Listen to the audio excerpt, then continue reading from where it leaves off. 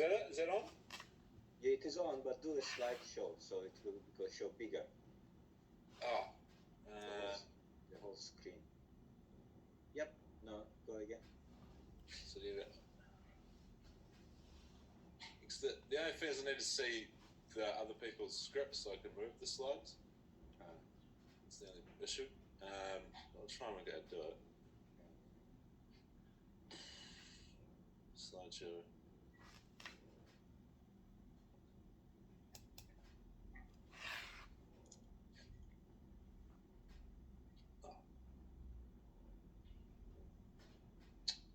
Go share first. You're not sharing it. Oh, I'm just trying to. I can't get it to go full screen and do it, to be honest. I don't know how to do that. Yeah, you did well at the beginning, so do that again. I'll just do that again. Yeah, okay.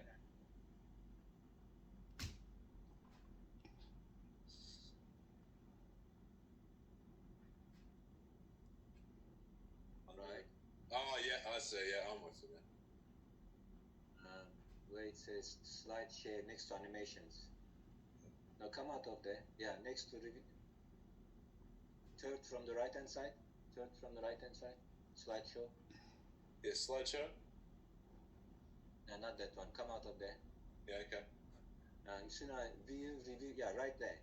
Okay, click on there, and from current slide. Yep. Or whatever. Yeah. Yep. You're good. Yeah, the issue is I've got to see the other people's scripts so I know when to change the thing. So I can't see people's script while we're like this. Is the only issue. Oh, okay. Do whatever suits then. You can. Okay. Okay, good. All right, good enough.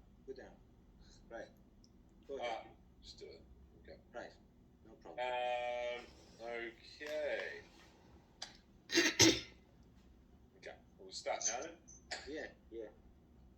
Kia ora everyone. My name's Damien. I'm here. Welcome to our presentation on Shelley Bay. The speakers will include myself, Vanessa, and Stanley. No. Our presentation is about the proposed development at Shelley Bay by the Wellington Company and whether or not it should go ahead. Vanessa is going to speak on the history of Shelley Bay and the proposed development by the Wellington Company. The principles of Te Tiriti o Waitangi and how the Wellington Company has incorporated into the vision is going to be talked on by Stanley New. And I will speak on other potential uses for the land. Now I'm going to hand over to Vanessa to speak on the history of Shelley Bay. Kia ora, I'm Vanessa, and as Damien said, I'll be giving the history of Manukai Kuru, Shelley Bay, and the proposed Wellington Company development. So, Manukai Kuru's history dates back pre-European and pre-Te Tiriti o Waitangi. It is located west of the Marama Peninsula at the north of Shelley Bay. The history involves many iwi tribal wars and eventual conquest of the land by Taranaki whānui, who became mana whenua, the iwi with territory rights. They inhabited the land between 1820 and 1839. The Marama Peninsula has several significant locations, including pā sites, a water and bush that sustain the people and other wahi tapu that are sacred to the iwi. It is the iwi's obligation to care for these sites. These taonga are what is so important to Taranaki whānui and why some members of the iwi oppose the latest sale. So in 1839, the New Zealand Company purchased the land as part of the purchase of Wellington. In 1886, it was used by the New Zealand Defence Force as a naval base and then an Air Force base before becoming decommissioned in 1995. As a result of the Treaty of Waitangi claim, the Crown acknowledged that the original purchase deed in 1839 was seriously flawed and promised as part of the settlement package, the Port Nicholson Block Settlement Trust brought the land and the buildings back on behalf of the iwi. In 2016, PMBST entered a joint venture with the Wellington Company and named it Taikuru. So Ian Castles is the director of the Wellington Company. And according to New Zealand Herald 2019, Ian Castles and his partner Caitlin Taylor were added to the MBR rich list containing New Zealand's wealthiest people. In fact, Ian Castles had been planning a $500 million development since 2000. So between 2017 and 2019, the Wellington Company purchased land from PMBST and in 2020 leased land from the Wellington City Council to start redevelopment. The Wellington Company has not been able to commence any planned development due to ongoing opposition and protest from numerous groups, including Mo Whenua, who occupied the land in protest of the sale. To date, Ian Castles is the legal owner of Shelley Bay, and Mo Whenua have moved on. So, what has been proposed by the Wellington Company? Iwi and developers have agreed on the terms of a deal that includes a home ownership plan for Taranaki whānui members. The ownership will be through the Taipuru Joint Venture Partnership, a $500 million development featuring 350 new homes, a boutique hotel and a village green. The agreement also means Taranaki whānui will retain ownership of several existing waterfront buildings and other heritage buildings, which will be redeveloped as commercial assets. Numerous groups have an interest in the redevelopment of Marukaikuru, and other proposals have been put forward. But which development will support iwi and their vision for the land? Who will uphold the principles of Te Tiriti Waitangi this time around? I welcome Stan and you to talk about the principles of Te Tiriti Waitangi in relation to these questions. Thank you. Thanks, Vanessa. Good morning, everyone. As Vanessa has been already explained the history of Shelley Bay, now I will explain the principle of Te Tiriti Waitangi and how the Wellington Company has incorporated them into their future for the land. International law states that where a treaty exists between two nations, that indigenous nations must take precedence. Therefore, in Aotearoa, New Zealand, we must uphold the principle of Te Tiriti. The principle of partnership means that there should be a strategy to work together and engage and consult with Hapu and Iwi to consider all perspectives and have meaningful representation from Maori. The principle of protection means that decisions should be guided by Uara Maori values and follow Kawa. That ensures that the protections of Maori treasure such as land, language, and fisheries. The principle of participation means that there will be dialogue and relationship with Hapu and Iwi that enable them to have inputs into decisions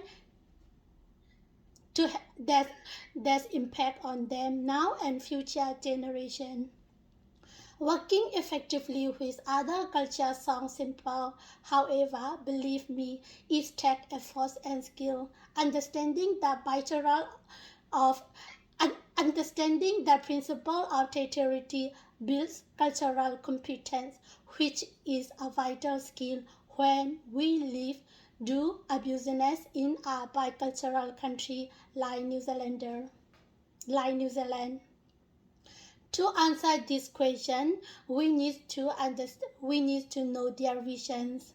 On their website, they describe Shelley Bay Taikuru, a future home for 850 residents in a world-class community, setting a new benchmark for a modern standards of living. They also dream thousands more will share and be connected to this place because they believe it will founders on a community building and a sustainability principle. Their vision will create a Wellington landmark, a new symbol for what makes Wellington a great city. Most importantly, however, they imagine this project will create a Tongatuku Iho, a treasure to be passed on into future generations. Now we understand their visions. The next question is, does this vision has incorporate the principle of Te Tiriti? Before I answer this, I would like to give you an opportunity to participate in the decision. Please let's take a vote. In your opinion, if you think the answer is no, the answer is yes, could you please raise your hand? Thank you for participating. In my opinion, the answer is strictly no. There have been many problems with every stakeholder at every step in the process. This vision is actually founded on the lack of cultural competence, a failure to use the principle effectively. Fast, some but not all EV participate, then their vote has been ignored. Second, their treasure, the land was sold, not protected. Thus, all perspectives were considered in the partnerships. In conclusion, some people would say the result is a tragedy of the comments. Thanks. Now I will hand over to Damien. Thanks for the informative chat, Stanley. Now, I'm here to speak to you guys about the other potential uses for the land. I'm going to explore two options: Peter Jackson's Movie Museum and the Taitai National Heritage Park. Both of these ideas have been currently or previously floated for the land in Shelley Bay. So first of all, I'll speak on Peter Jackson's Movie Museum. So this idea was floated in the early 2000s by Peter Jackson for the land, and then since gone into collaboration with the Wellington City Council. But in 2018, the whole plan has fallen flat and they can't move with each other, so they need another space for it. This would be a great addition to Wellington as a tourist attraction. The original plan included a film school, which would make Wellington a film mecca for people around the world and boost that reputation. Or they could go the other way of making like a movie world on the Gold Coast, where it's like a big experience with rides and stuff. So I'll give you an example of what this might be by showing you the wetter experience they have in Auckland. So this is a short video just to show you what we could have in our own backyard. You can only imagine what something like this might be, like in our own Wellington City.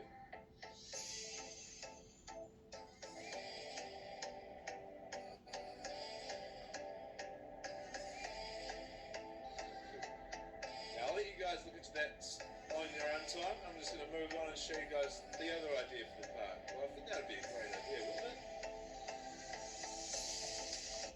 So the other plan that's been floated for the land is the Taitai National Heritage Park. This idea is put forward by the Mutu Kārangi Design Group and has been endorsed by Mau Whenua. The idea takes inspiration from UK's Eden project, where the development includes an education on the history of both the military and the Māori culture of the land. Also developed with sustainability among an eco-tourist and education centre, which will be aligned with the City Council's 2040 plan for an eco-city. It'll be a great place for art and adventure for all Wellingtonians. There'll be a sculpture park and plenty of walkways for the more adventurous types. The Taitai National Heritage Park really is development and encapsulates the land of benefits for more people rather than just a very rich developer getting richer. Which is why, to answer the question, should the proposed development go ahead, we believe not. We think the Taitai National Heritage Park is a better option, and we will explain how each stakeholder will positively affect it. So Vanessa's going to start by just telling us how this will benefit the Taranaki whānau. Thanks, Vanessa. Well, thank you, Damien. So Taranaki whānau will benefit from a joint venture with the Mutu Kārangi Design Group because their alternative vision offers the same alignment with parts of Tangata Whenua vision for the whenua. Iwi land on the peninsula was never intended to be used for luxury, high-priced, high-density, elite privately owned housing. The whenua and the harbour have huge cultural and heritage significance for iwi members, and they look forward to the ongoing role of kaitiaki of the harbour. Thank you, Vanessa. As Wellington City Council, Matu Kairagi Fatete Harris Park it and alternatively plan for Shelley Bay. This vision will definitely create a world-class asset for volunteer ratepayers and the many stakeholders whose interest in this area. Additionally, this vision could attract tourists from all over the world. Wellington could become known as the coolest little capital and home to the best heritage packed on the planet.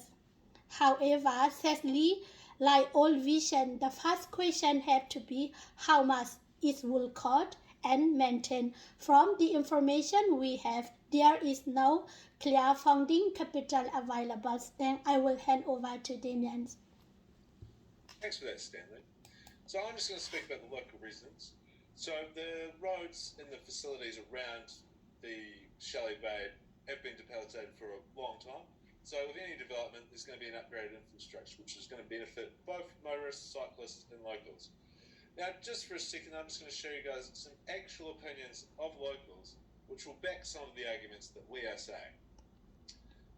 So with the Heritage Park, there will be a lot more things for locals to do on their own doorstep with this development compared to a residential development, and won't be adding traffic issues that we would have from a residential development. For example, if we had a residential development of 850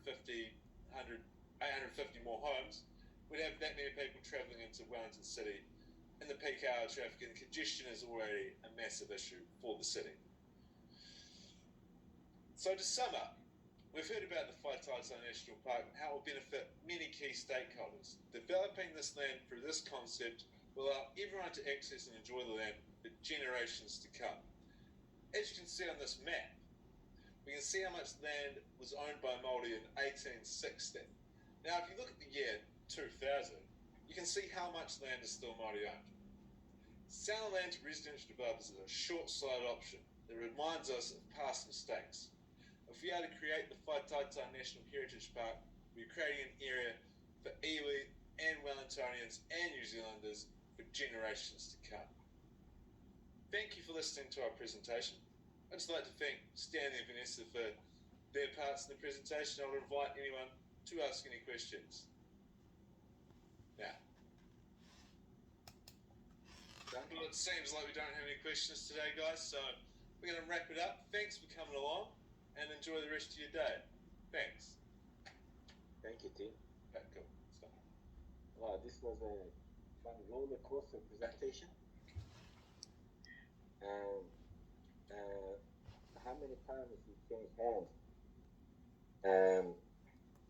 2-3 times each talk. This is a very difficult thing to do, but you did it very well. You know, transition from one to second, the other one, and then you came back to Damien spoke 3 times, Vanessa twice, Stanley twice. Normally, what happens is that, you know, Damien speaks, Vanessa and Stanley, and it's over.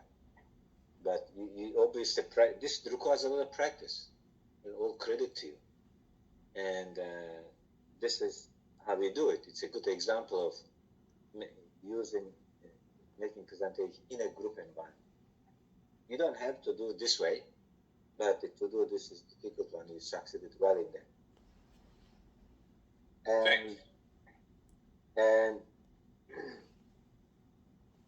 And to improve on that, I like it to be less reliant on the notes, especially Stanley. So that comes across as a monotonous. So what you do is that, as a result, try to just talk whatever that you have learned previously, which requires practice, and make use of your hands and gestures. Then you make good use of them, and making the points while he's explaining, hand movements. And Vanessa made use of voice very well, and just like Damien. And I like the pace of presentation of Vanessa and Damien. And so Vanessa can improve if she is less reliant on her notes. It will be much better And also, so pause is that when you say something and then you stop and then continue. For example, you may say, what about me? In our talk, what about me? You stop and you wait for an answer. And you stop. Rather than talking. So you wait for the reaction from the audience. Not in this case, but it creates a good impact. Slides were very good, and particularly that Damien incorporated a video into the presentation, and very good use of graphics and pictures, and it was entertaining. I found it very informative. You did a good research on that, obviously. Research was very good, and your professional presentation, you prepared for the occasion, you didn't take it for granted. So the first impression, the way you present yourself, not so casual, but you're professionally prepared for this. Otherwise, pace was good, no problem. But if there was less reading, and by those group members that I mentioned before, it would have been much better. But other than that, but I guess Damien made up to that. What else? Eye contact. So speak to the camera and use your hand gestures, like how I do it now, like that, and change your voice levels, like you can pitch it higher and lower to create impact, and rather than talking in the same style, the same tone, same level, to improve. The other thing that I like you to do it next time is when you complete a presentation, you summarize your presentation. You say what you just said in 1 or 2 sentences, and then you say, for example, Stanley might say, I have now presented the, I don't know if you find out, although I not presented that. And in my presentation, I mentioned these 3 important points, 1 being this, 2nd being this, 3rd being this. And now I hand over to Denison, who will talk about history of Shelley Park. And that will be a very good transition. That's all from me. Any comments? No, seems fair. Thank you. It was a colorful presentation. Enjoy the rest of your day. Thank you for your presentation. Thank you for that. Thanks, Thank you. Yes.